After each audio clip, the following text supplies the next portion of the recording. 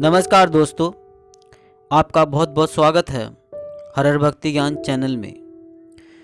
दोस्तों, आज जानेंगे कि हम दशहरा हर साल क्यों मनाते हैं।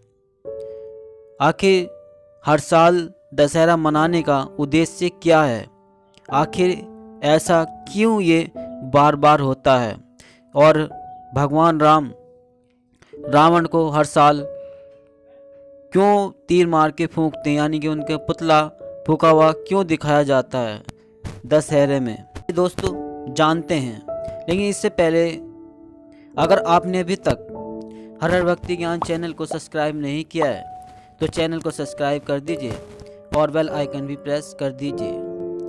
दोस्तों, रावण बहुत ही एक शक्तिशाली आदमी था, भक्त था, भोलेनाथ जी का भक्त था और वह बहुत ही शक्तिशाली था।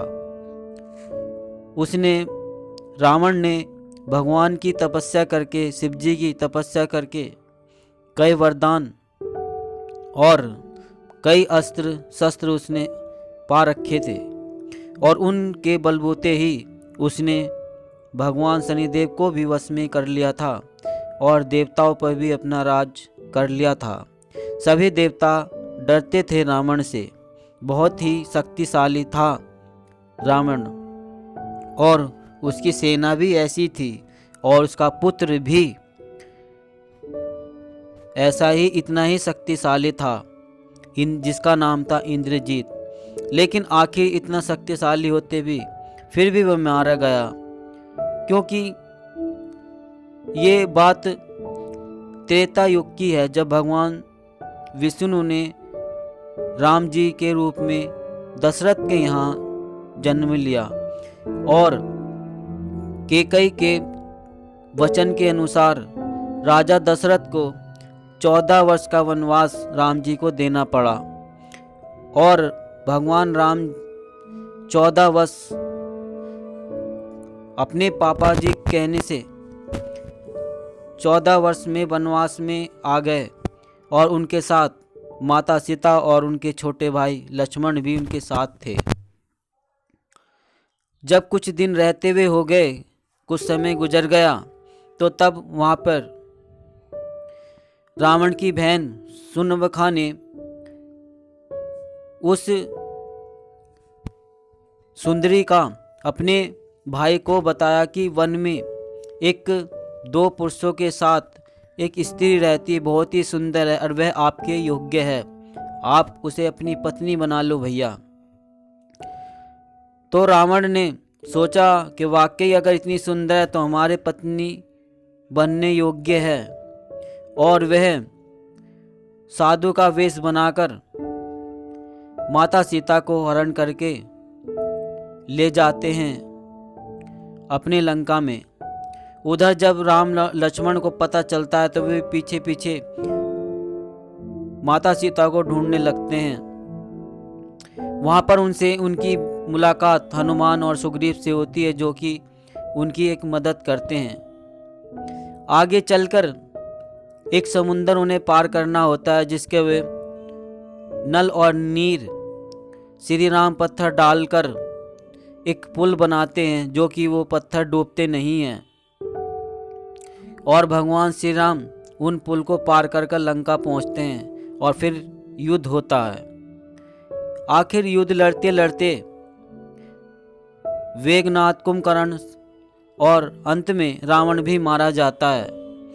लेकिन ये जो लड़ाई थी, आप समझ सकते हैं, ये सत्य और सत्य की थी, पाप और पुण्य की थी। जो उसने पाप किया था, रावण ने एक प्रतिव्रता स्त्री को हरण करके, एक छल के अनुसार, एक पाप था जो आज हमें ये बार बार हर साल ये दर्शाया जाता है कि पाप करने वालों का ऐसे ही नाश होता है। हर साल हमें इसीलिए ये दर्शाया जाता है, ये महसूस कराया जाता है कि हमें कभी भी इस तरह का कोई पाप नहीं करना चाहिए। पापी का ऐसा ही नाश होता है, ऐसा ही विनाश होता है जैसे कि रावण का हुआ। कितना शक्तिशाली था रावण, और उसकी जो सोने की लंका थी, और उसका शक्तिशाली वेगनाथ पुत्र भी मारा गया। क्यों? क्योंकि उनके पिता उन्होंने पाप किया था, और पाप के होते उनकी शक्ति कमज़ोर पड़ गई थी। तो हमें यही बताया जाता है कि अब हम जो रावण ने की है वो हम ना करें। हम यहाँ पर सबसे इज्जत करें और इज्जत ही करवाए, क्योंकि जब हम सबकी इज्जत करेंगे तो हमें भी इज्जत मिलेगी। तो हमें पाप नहीं करना, पुण्य करके चलना है। पता नहीं संसार में है कब कब किस समय ये श्वास इस शरीर से निकल जाए, ताकि लोग हमें मरने के बाद हमें याद करें बल्कि गाली ना दें। क्योंकि जब हम ऐसे कर्म करते हैं तो फिर बाद में कहते हैं अच्छा हुआ कि वो बहुत ऐसा था वैसा था। अगर हम अच्छे कर्म करेंगे तो हमें मरने के बाद हमारे जो और परिवार हैं उन्हें भी और हमें भी तारीफ़ें मिलेंगी, कहेंगे कि बहुत अच्छा आदमी था। अगर हमें धरती पर आए हैं तो हम कोई अच्छा काम, कोई नेक काम करके ही इस दुनिया से जाएं। ऐसा ही अपना नाम करके जाएं, अच्छे काम में अपनी कमाई करके जाएं। जो नेकी कमाता है, जो नेकी खाता है, उसे नेकी ही बरामद मिलती है। कहते हैं कि मरने के बाद स्वर्ग और नरक मिलता है। वे वास्तव में सच है कि अगर हम अच्छे कर्म करते हैं तो हमें स्वर्ग ही मिलेगा। तो क्यों ना फिर हम अच्छे नेक काम ही करें, दूसरों की इज्जत करें और उन्हें मान सम्मान दें, और पाप से हम बचें और पुण्य की ओर हम चलते रहें, ताकि हमारा जीवन सुख में यहाँ भी रहे और मरने के बाद स्वर्ग भी मिले। तो दोस्तों, हमें बस नेकी करनी है, अच्छा कर्म करना है, और इस दुनिया से हम अच्छा काम करते ही चले जाना है। ये तो परम सत्य है कि जो धरती पर आया है एक दिन बह जाना है। इस बात का हम कभी भी बुरा नहीं मानना चाहिए।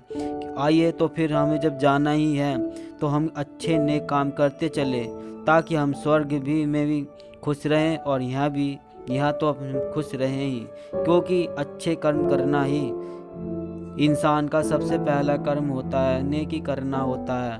तो हम वह काम करते हैं तो इससे हमें परमात्मा भी खुश रहेगा, तभी वो हमें सुख मतलब स्वर्ग भी देगा।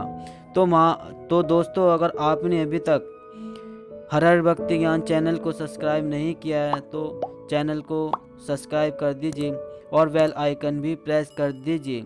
दोस्तों, हर हर ज्ञान भक्ति चैनल में आपको मिलेंगी ज्ञान से संबंधित बातें और भक्ति की बातें।